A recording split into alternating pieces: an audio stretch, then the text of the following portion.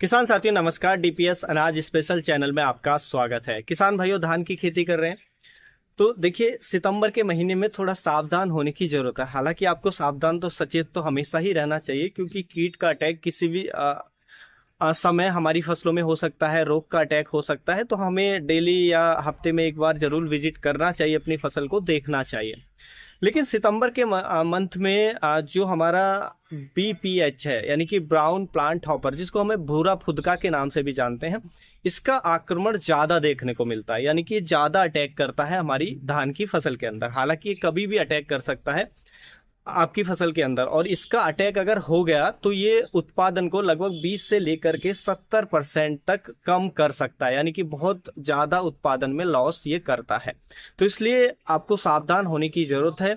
और ये बहुत खतरनाक कीट होता है धान की फसल के अंदर, और ज्यादातर एरिया में इसका जो अटैक है वो देखने को मिलता है। बीपीएच यानी कि ब्राउन प्लांट हॉपर या भूरा पुदका जो कीट होता है, ये हमारी पत्तियों, जो हमारे पौधा होता है, पौधे के तने पर चिपका हुआ होता है। यानी कि तने पर, नीचे पौधे के तने पर ये चिपक कर और पौधे का रस चूसने का काम करते हैं, जिससे आप देखेंगे कि पौधा जो है धीरे धीरे पीला पड़ना शुरू हो जाएगा, और धीरे धीरे वो पूरा बर्न हो जाएगा, यानी कि जल जाएगा, पूरा पौधा सूख जाएगा। और इसको हम हॉपर बर्न के नाम से भी जानते हैं।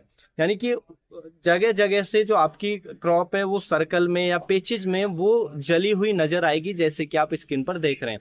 तो इससे बहुत बड़ा लॉस होता है। फिर ऐसे पौधे में बालियां कम निकलती हैं, बालियों में अगर निकल भी आती हैं तो दानों का भराव नहीं हो पाता है, पौधा सूख जाता है। तो उत्पादन में बहुत बड़ा लॉस हमें देखने को मिलता है इस कीट के कारण। देखिए, इस कीट का आने का कारण ये होता है, कुछ हमारी गलतियों के कारण भी ये कीट आक्रमण करता है। जैसे कि मान लीजिए आप धान की फसल में जरूरत से ज्यादा यूरिया का उपयोग कर रहे हैं, तो फिर वो कीट व रोग ज्यादा आपकी फसल में आएंगे ही आएंगे। तो इसलिए जरूरी है कि यूरिया का जो उपयोग है बैलेंस करें। और एक बार आपकी फसल के अंदर कीट या रोग आ चुका है, जैसे हम बीपीएच की बात कर रहे हैं, या कोई भी रोग आ चुका है, तो फिर आपको जब तक वो कंट्रोल नहीं होता है, चाहे रोग हो चाहे कीट हो, जब तक वो कंट्रोल नहीं होता है तब तक फिर आपको यूरिया नहीं देना है। क्योंकि यूरिया देने से और तेजी से स्प्रेड होता है। तो इसलिए पहले उसको कंट्रोल करना है, फिर यूरिया की जरूरत है तभी आपको डालना है, अदरवाइज नहीं डालना है। तो यूरिया का जो सीमित उपयोग है, यानी कि बैलेंस उपयोग है, वो बेहद ही जरूरी होता है कीट व रोगों से बचने के लिए और एक अच्छा उत्पादन पाने के लिए। दूसरा, इस कीट का आक्रमण हो इसलिए भी सकता है यदि आपने धान के एक पौधे से दूसरे पौधे के बीच प्रॉपर स्पेस नहीं रखा है।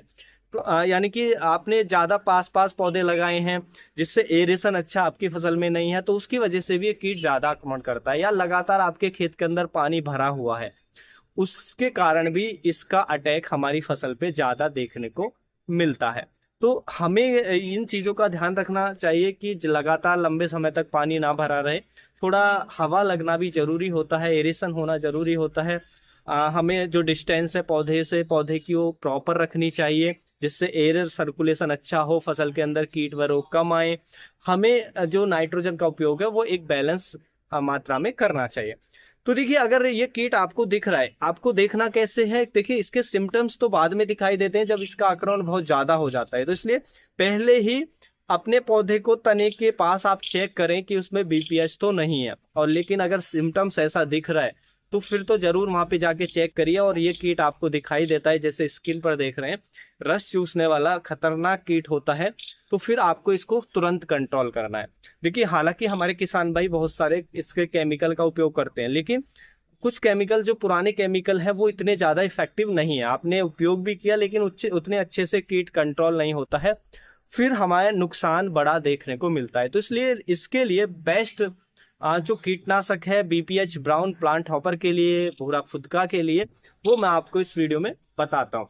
सबसे पहला जो आता है हमारा, आता है चेस के नाम से, सिंजेंटा कंपनी का, जिसमें पाइमेट्रोजिन जो 50% WG फॉर्मुलेशन में देखने को मिलता है, जो टेक्निकल होता है।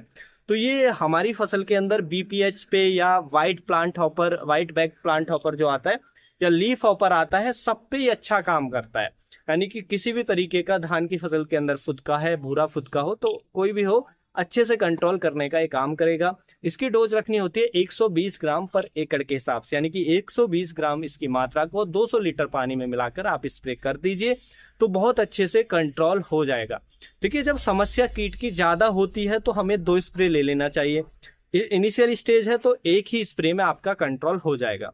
आपको लग रहा है कोई रोग का भी अटैक है इसके साथ आपकी धान की फसल के अंदर, तो आप इसके साथ कोई भी जो फंजीसाइड है वो भी मिक्स करके दे सकते हैं, तब भी आपको बेस्ट रिजल्ट मिलेंगे।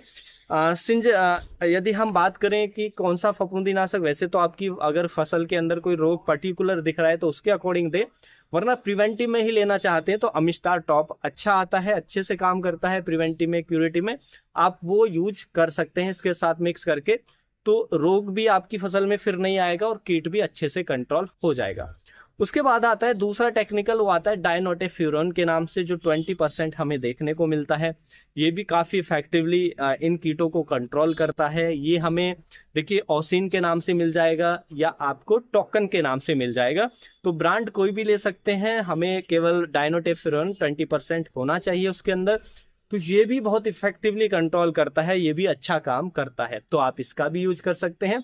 इसकी भी जो आपको डोज रखनी होगी वो रखनी होगी 80 से लेकर के 80 ग्राम मैक्सिमम रख सकते हैं। हालांकि कंपनी जो रिकमेंड कर दी है 7 से लेकर के 80 ग्राम, लेकिन आप 80 ग्राम पर एकड़ में यूज करें। 80 ग्राम को 200 लीटर पानी में घोल करके अपनी फसलों पर स्प्रे करें, और वही अगर समस्या ज्यादा है तो इसका भी 7 दिन बाद स्प्रे को रिपीट करें। और इसके साथ भी आप चाहें तो जो फफूंदीनाशक है कोई भी, वो मिक्स करके यूज कर सकते हैं, जिससे आपका जो डिजीज है वो भी कंट्रोल होगा, कीट भी आपका अच्छे से कंट्रोल हो जाएगा। तो उम्मीद है जो जानकारी है आपको अच्छी लगी होगी। जानकारी अच्छी लगी तो वीडियो को लाइक, शेयर एंड सब्सक्राइब करना बिल्कुल भी ना भूलें, क्योंकि देखिए जब आप लाइक, शेयर और सब्सक्राइब करते हैं ये हमें मोटिवेट करता है इसी तरीके की और बेहतर जानकारी आप तक पहुंचाने के लिए। तो मिलेंगे हम आपको एक और नई वीडियो में नई जानकारी के साथ। तब तक के लिए आप अपना ख्याल रखें। धन्यवाद।